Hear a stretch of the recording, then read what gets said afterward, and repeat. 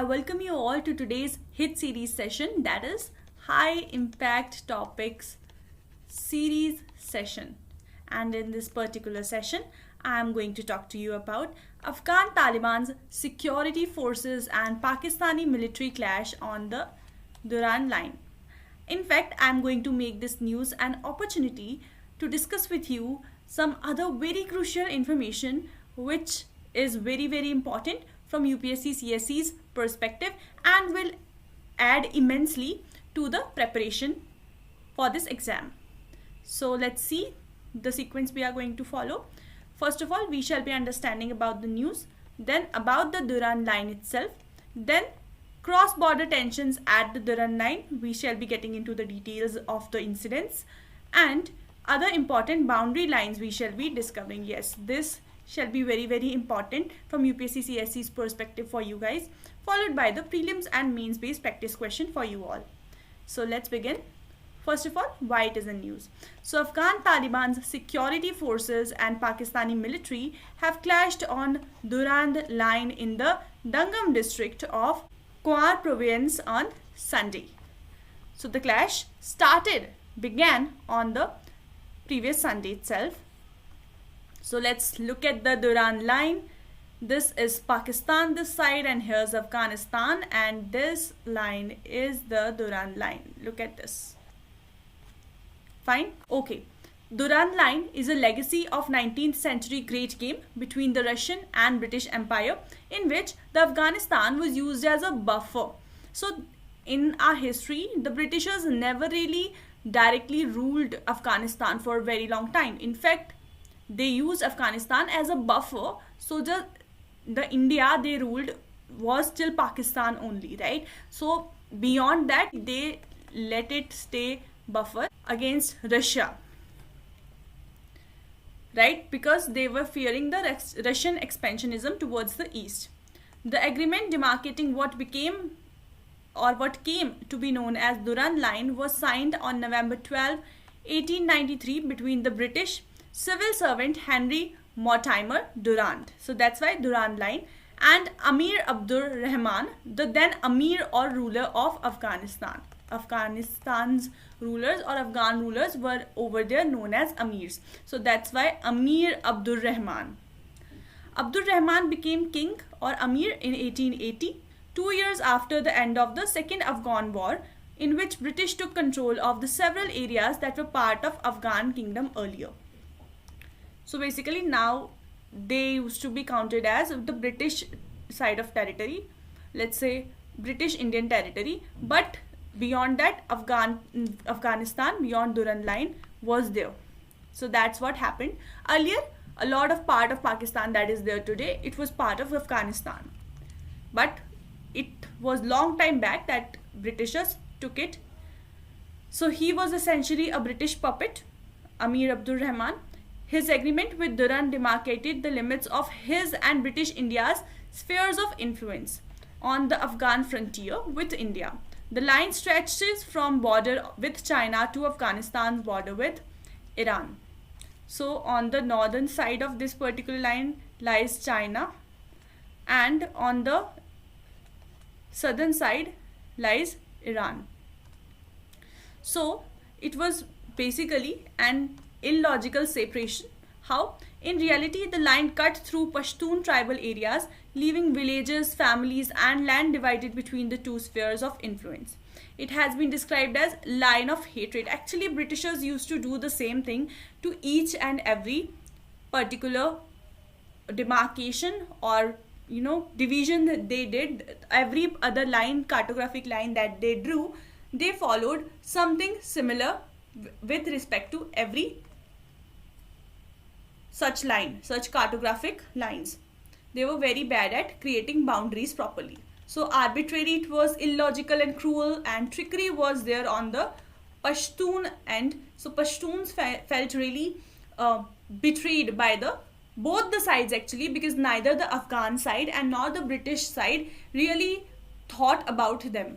So some historians believe it was a ploy to divide Pashtuns so that the British could keep control over them easily, because otherwise they are very aggressive tribe.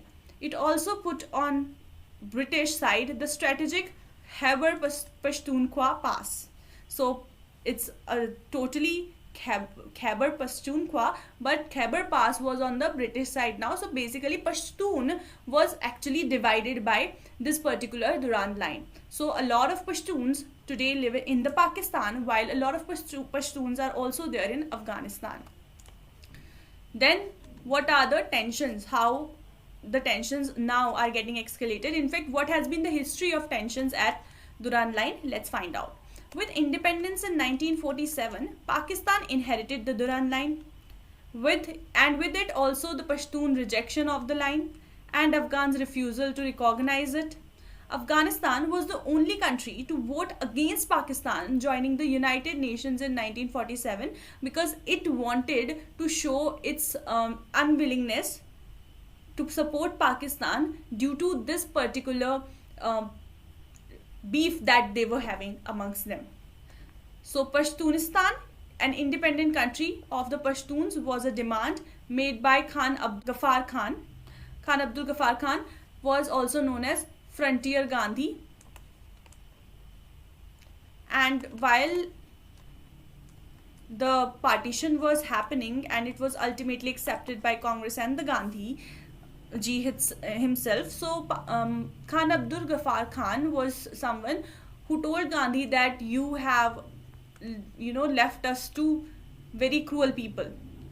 He was not happy with Pakistan and India's divide. In fact, I should say India's divide into two nations, and he was not happy being at the Pakistani side. If at anything, he would want to have a separate nation rather than being in Pakistan, because the people in the politics that were leading in the politics of Pakistan or were vouching for Pakistan at that point in time, they did not go well with his ideologies and their personalities were clashing. Although he later resigned himself to the reality of partition and reality of Pakistan rather. The proximity of Frontier Gandhi to India was a point of tension between the two countries almost immediately, because Frontier Gandhi, that is Khan Abdul Ghaffar Khan, was actually very close to Mahatma Gandhi. The fear of Indian support to Pashtun nationalism haunts Pakistan till date and is embedded in Afghan policy also. Even they want to have Pashtunistan or Pashtun people on their side once again, because that's how they have been historically. It was only Britishers that created a mess out of this community. So Pakistani support against the Pashtuns.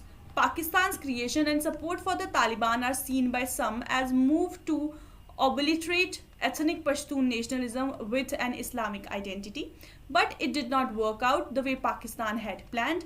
When the Taliban seized power in Kabul the first time, they rejected the Durand Line. They also strengthened Pashtun identity with an Islamic radicalism to produce the Tehreek-e-Taliban Pakistan, whose terrorist attack since 2007 left the country shaken. So today there are two Talibans. Number one is Afghan Taliban, and Afghan Taliban itself created Tehreek-e-Taliban Pakistan, which is struggling for Pashtunistan. So that nationalism is going on and is being supported by the Afghan Taliban, and Pakistan just very conveniently says that Afghan Taliban is good while Tehreek-e-Taliban is bad, while these two are similar organizations just having branches in two different countries. In fact, I would say Afghan Taliban is just having a subsidiary as Tehreek-e-Taliban in Pakistan. So it's very convenient for Pakistan to say something happening at their own side. If that is bad, how could it be good at the other side? Or if it's good at that side, how could it be bad at your side? So very conveniently, Pakistan just keeps the two organizations separately, but the two are the same. They get operated from under the same umbrella. So other important boundary lines are what we are going to discuss right now. Johnson Line. During the time of British rule in India, two borders between India and China were proposed. Johnson Line and McDonald Line. Two lines were proposed between India and China. at different times. First was proposed Johnson Line in 1865, shows Aksai Chin in the erstwhile Jammu and Kashmir, that is now Ladakh, that is under India's control, whereas the next one, later one, proposed in 1893, shows it in China's control, that is McDonald Line shows it in China's control. India considers Johnson Line as a correct, rightful national border with China, the earlier one, while on the other hand, China considers McDonald Line as correct border with India. Both of them are pursuing their particular national interests. Whosoever will be gaining at whatever end, that country will be vouching for that particular agreement. So McMahon Line is the other one, named after British Indian Army officer Lieutenant Colonel Sir Arthur Henry McMahon, who was also an administrator in the British India. The McMahon Line is a demarcation that separates Tibet and northeast India. So Tibet today is under the control of, or under the occupation of, China. So that's why even McMahon Line forms our border with China itself. It was proposed by Colonel McMahon as the boundary between Tibet, China and India at the Shimla Convention of 1914. It runs from the eastern border of Bhutan along the crest of Himalayas, until it reaches the Great Bend in the Brahmaputra River, where the river emerges from Tibetan course into the Assam Valley. It was accepted by Tibetan authorities and the British India itself and is now acknowledged by Republic of India as the official boundary. China, however, disputes the validity of McMahon Line because again it is an encroacher, it is an expansionist nation, so it likes to keep things disputed so that it can always negotiate its share later on. It claims that Tibet isn't a sovereign government, so if it was accepted by Tibet back then, it does not get validated because Tibet isn't sovereign. How could any government over there sign any particular agreement with any other nation? Therefore, any treaty made with Tibet stands invalid. The alignment of the line of actual control (LAC) in the eastern sector is along the 1914 McMahon Line. The LAC today, the line of actual control, actually is very much like McMahon Line itself. There is hardly any, if there is any differences. So it's superimposition on McMahon Line itself, the current line of actual control between India and China. The LAC is the demarcation that separates Indian controlled territories from Chinese controlled territories. Now LAC, this line of actual control, is actually recognized by both the sides, both China and India. Let's look at this picture for once. This is the McMahon Line, the yellow one you see here. This is Arunachal Pradesh in red. This is very disputed state. China claims this, and then thereafter comes in Brahmaputra, the river in Assam, and it is actually originating in Tibet, China. I have to say China. It divided British India. Redcliffe Line divided British India into India and Pakistan. It is named after architect of this line, Sir Cyril Redcliffe, just like Durand Line is after the Durand, and then there is McMahon Line on the similar terms. Even Redcliffe Line is named after the person who proposed this particular line, who was also chairman of the Boundary Commission of India. Now this information is very crucial.